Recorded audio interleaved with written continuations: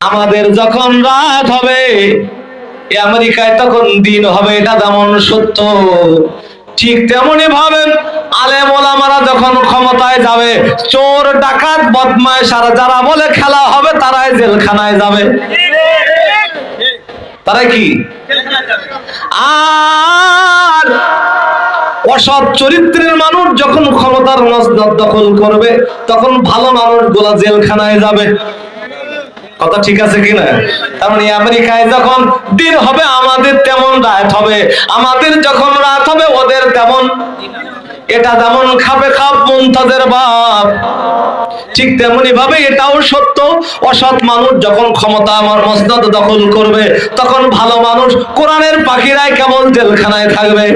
আর যখন কোরআনের পাখিরা বাইরে থাকবে বুঝতে হবে চোর ডাকাত বদমাইশের জন্য এখন জেলখানা। as-sariqu was-sariqatu faqta'u aydiyahuma jazaa'an bima kasaba nakalan min Allah। আল্লাহ বলছেন চোর চুরি করলে হাত কাটো, ও নারী হোক আর পুরুষ হোক। তার মানে আল্লাহ জানে একবিংশ শতাব্দীর ক্লান্তি লগ্নে দাঁড়িয়ে সোনার বাংলায় মহিলা চোরেরও জন্ম হবে, মহিলা চোরেরও জন্ম হবে। তাই তো আল্লাহ পুরুষ চোরের কথা বলার পাশাপাশি মহিলা চোরের কথা বলেছেন। ঠিক আছে তো ভাই? আলহামদুলিল্লাহ, হাফেজে কোরআন জীবন্ত কোরআন আপনাদের পাশে বসে আছে, বলছে ঠিক আছে। তাহলে আপনারাও ঠিক, হ্যাঁ আপনারাও কি? তার মানে আল্লাহ ১৫০০ বছর আগে জানে বাংলাদেশে যে মহিলা প্রধানমন্ত্রী হবে ও দেশের টাকা লুটপাট করবে। ভাইরা আমার, এখন কোরআনের আইন ডক্টর ইউনূসের কাছে আমরা আবেদন করতে চাই, আপনার বেশি কিছু করার দরকার নাই, একটা আইন অন্তত চালু করেন। চোর চুরি যারা করেছে, অসহায় দুস্থ মানুষের টাকা পয়সা যারা লুটপাট করেছে ওদের হাত কাটেন। আমার মনে হয় ভাইরা আমার ৩০,০০০ টাকায় একটা হাত কাটা যায়, ৬০,০০০ টাকা যদি চুরি করে তাহলে ২টা হাত কাটা যাবে। আমার মনে হয় হাত নয় ওদের পা পর্যন্ত থাকবে না। আল্লাহ বলেন ইউসুফ রে, তোমার বিরুদ্ধে যে আনিত গায়েবী মামলা হয়েছে, এ মামলা সম্পর্কে আমি আল্লাহ জানি। ভাইরা আমার, গোটা বাংলাদেশে ৪০ লক্ষ গায়েবী মামলা। রানা প্লাজা ধসে যায়, জামাত শিবিরের নামে মামলা হয়, আছে না নাই? বলে ধাক্কা মেরে নাকি রানা প্লাজা ফেলাই দিয়েছে। পরিস্থিতি এমন জটিল আর কঠিন হয়েছিল, ৩ জন এক জায়গায় বসে নাস্তা করলেও নাশকতার মামলা হয়। আওয়াজ দিয়ে বলেন কথা ঠিক না বেঠিক? হযরত ইউসুফ আলাইহিস সালাম বলেন, আল্লাহ গো, আমি তো কোনো অপরাধ করি নাই, আমার কোনো অপরাধ নাই, তুমি আল্লাহ জানো। ও আল্লাহ পাক, কিন্তু না না না, আমাকে আজকে ইফটিজিং এর মামলা আমাকে ৯.৫ বছর আটকে রেখেছে। আল্লাহ বলেন ইউসুফ রে, জেলখানা থেকে বের হবে যখন অর্থমন্ত্রীর দায়িত্ব পেয়ে যাবে তখন। কিন্তু না, অর্থমন্ত্রী হওয়ার জন্য তোমাকে 2টা গুণ অর্জন করতে হবে। কয়টা? আর একটু জোরে বলেন ভাইরা আমার। এই ওয়াজ আমার মনে হয় আপনারা জীবনে শুনেননি, আজকে আপডেট নতুন কিছু তথ্য আমি আপনাদেরকে দিয়ে যাই। জোরে বলেন কয়টা? তাহলে মন্ত্রী হওয়ার জন্য শর্ত কয়টা মনে থাকবে আপনাদের? তাহলে মন্ত্রী বানাতে হবে, প্রধানমন্ত্রী বানাতে হবে, মন্ত্রী বানাতে হবে, এমপি বানাতে হবে, চেয়ারম্যান বানাতে হবে, মেম্বার বানাতে হবে। যে কোয়ালিটি সম্পূর্ণ ব্যক্তি, আল্লাহ তাআলা সূরা ইউসুফের ৫৫ নম্বর আয়াতে সেটা কোটেশন করে দিয়েছেন। এই গুণ থাকবে যার, ভোট পাবে সে। এই গুণ থাকবে না যার, ভোট পাওয়ার অধিকার নেই তার। ঠিক কিনা বলেন? এখন আসুন আল্লাহ তাআলা ইউসুফ আলাইহিস সালামকে কি বলছেন, পয়গম্বর শুনে নাও। ওগো আমার পয়গম্বর, আমি তোমাকে অর্থমন্ত্রী বানাতে চাই। কি মন্ত্রী? আর একটু জোরে বলেন কি মন্ত্রী? অর্থমন্ত্রী মানে কি? বলে হুজুর আপনারা কেন এত রাজনীতি করেন? আপনারা এত কেন রাজনীতি করেন?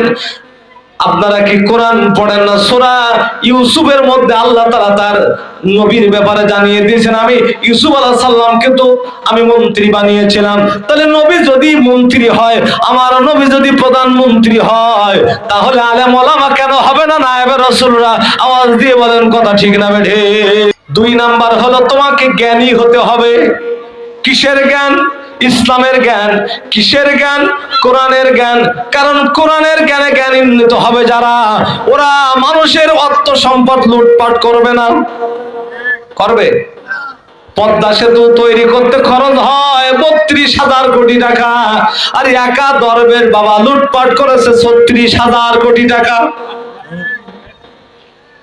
সম্মানিত ভাইরা আমার, তাহলে যদি জ্ঞানী হয়, আল্লাহর ভয় যদি তাদের মধ্যে থাকে, ওই মানুষটা কিন্তু গরিব মানুষের টাকা লুটপাট করবে না। এজন্য আল্লাহ তাআলা ইউসুফকে বলছেন, ওরে ইউসুফ, আপনারা তো এতদিন ইউসুফ আলাইহিস সালামের কিসসা কাহিনী শুনেছেন, কিন্তু আজকে আমি আপডেট কিছু কথা আপনাদেরকে শোনাতে চাই। আল্লাহ বলছেন, ইউসুফ রে শোনো শোনো শোনো, আমি আল্লাহ তোমাকে অর্থমন্ত্রী বানাতে চাই, কিন্তু অর্থমন্ত্রী হওয়ার জন্য তোমাকে জ্ঞানী হতে হবে। কি হতে হবে? জ্ঞানী হতে হবে। রাসূল ইন্তেকাল করলেন, বিশ্বনবী ইন্তেকাল করলেন। সাহাবীদের মধ্য থেকে কেউ কেউ বলছে, রাসূল যেহেতু পৃথিবীতে নাই, রাসূল যেহেতু পৃথিবীতে নাই, এখন আমাদের এই রাষ্ট্রের দায়িত্ব কে নেবে? হঠাৎ করে একজন বলল, রাসূল জীবদ্দশা অবস্থায় যাকাত নিত, গরিবের মাঝে বিলিয়ে দিত, রাসূল নাই, আমরা যাকাত দেব না। এই কথা বোঝা যাচ্ছে? সঙ্গে সঙ্গে হযরত আবু বকর রাদিয়াল্লাহু তাআলা আনহু বলছেন, নবীজির জামানায় যারা যাকাত দিত, আজকে যদি তারা যাকাত দিতে অস্বীকার করে, আমি আবু বকর রাদিয়াল্লাহু তাআলা আনহু তার বিরুদ্ধে যুদ্ধ ঘোষণা করে দিলাম। ভাইরা আমার, আল্লাহর নবী 63 বছর বয়সে ইন্তেকাল করেছিলেন। সোমবারের দিন তিনি ইন্তেকাল করলেন। সোমবার গেল, মঙ্গলবার গেল, বুধবার হয়ে যাচ্ছে, আমার নবীকে দাফন দেওয়া হচ্ছে না। তার মানে কি এটা জানার দরকার আছে না নাই?